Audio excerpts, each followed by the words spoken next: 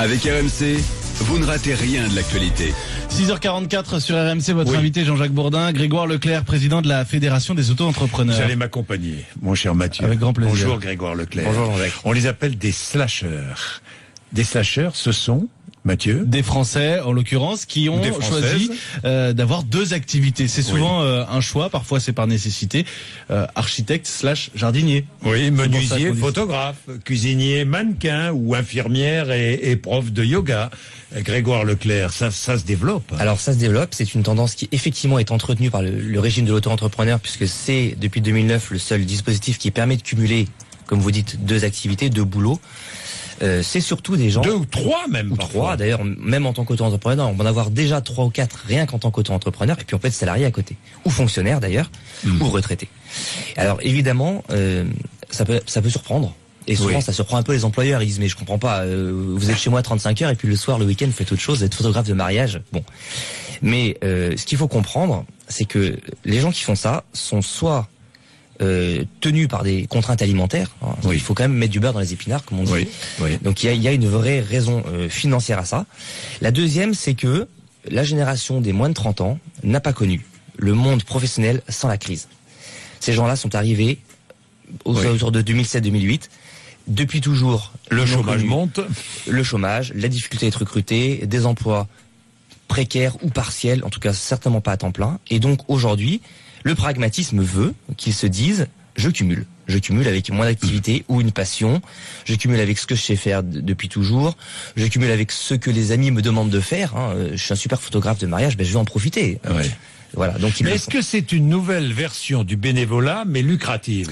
Alors, c'est pas faux. C'est pas faux, et on le voit notamment chez les gens un peu plus âgés, les gens de plus de 50, plus de 60 ans. À l'époque, on faisait pas payer finalement cette espèce de prestation de service un peu amicale qu'on donnait dans des assos, dans des communes, autour de soi, etc. Aujourd'hui, les gens disent après tout, je peux facturer. On peut faire payer. On peut faire payer. Mais c'est lucratif, donc c'est un peu individualiste quand même, pardon. Mais c'est la société d'aujourd'hui qui veut ça. Oui. Je pense que c'est... on peut difficilement les accuser d'être individualistes dans la mesure où, partout en France, on vous incite à mieux gagner votre vie, à essayer de gagner du pouvoir d'achat, à essayer de tirer les marrons du feu, sachant que effectivement le chômage monte, c'est difficile. On voit pas une stabilité du travail qui fait que on peut se dire comme il y a 30 ans, on va vivre 30 ans dans la même boîte. Donc quand on peut gagner 3 sous, on les gagne. Oui, et puis il y a aussi l'insatisfaction dans son métier, dans son boulot. Bien souvent, et notamment les jeunes, acceptent pour vivre, pour payer le loyer, pour terminer les fins de mois, acceptent des métiers qu'ils n'ont pas envie de faire. Alors, ils ont peu envie de faire. Donc cette insatisfaction est compensée tout à fait par un plaisir. Par un plaisir, une passion, quelque chose qu'ils aimeraient faire. Pour lequel ils ont en général rarement trouvé un emploi en CDI. Donc effectivement, ils vont chercher un emploi alimentaire qui n'est pas très passionnant, pour lequel ils vont essayer de travailler le minimum dans l'entreprise, en se disant toujours en arrière-plan, j'ai mon activité à côté, celle qui me plaît, celle avec laquelle je vais essayer quand même d'avoir un chiffre d'affaires. Essayer de développer, voilà. Conséquent, et il y en a beaucoup qui disent, idéalement, dans 2 ans, dans 3 ans, je quitte mon job de salarié pour me consacrer à temps plein dans cette activité de passion, dans celle qui me fait vibrer. Bon, on voit malgré tout dans les chiffres d'affaires des auto-entrepreneurs que c'est pas évident de réussir à faire ça. Le chiffre d'affaires moyen aujourd'hui, il est 10 900 € par an. C'est peu, en tout cas c'est trop peu pour en vivre. Et c'est pour ça que beaucoup cumulent. On voit bien qu'on est quand même sur une tendance où il faut être quand même très concentré sur son auto-entreprise pour la faire grandir, et qu'en même temps, comme on est un peu salarié, on est aussi tenu par le boulot alimentaire, même qui n'est pas très passionnant. Donc l'équilibre des choses, et notamment dans la vie personnelle, est pas simple. Merci Grégoire Leclerc. Merci. D'ailleurs, témoignez, vous avez beaucoup de témoignages. Hier, on en a eu beaucoup. Oui, on a lancé le sujet comme ça hier matin, et vous avez été extrêmement nombreux, preuve que ces chiffres sont vrais. J'en ai un. Déjà. Tiens, oui, So, bonjour. Oui, bonjour. Vous êtes conducteur de car dans le Val d'Oise, So. Oui, voilà, c'est bien ça. Je suis conducteur de car. Et à côté? Et à côté, je suis disque jockey. Voilà, disque jockey à côté. DJ. Voilà.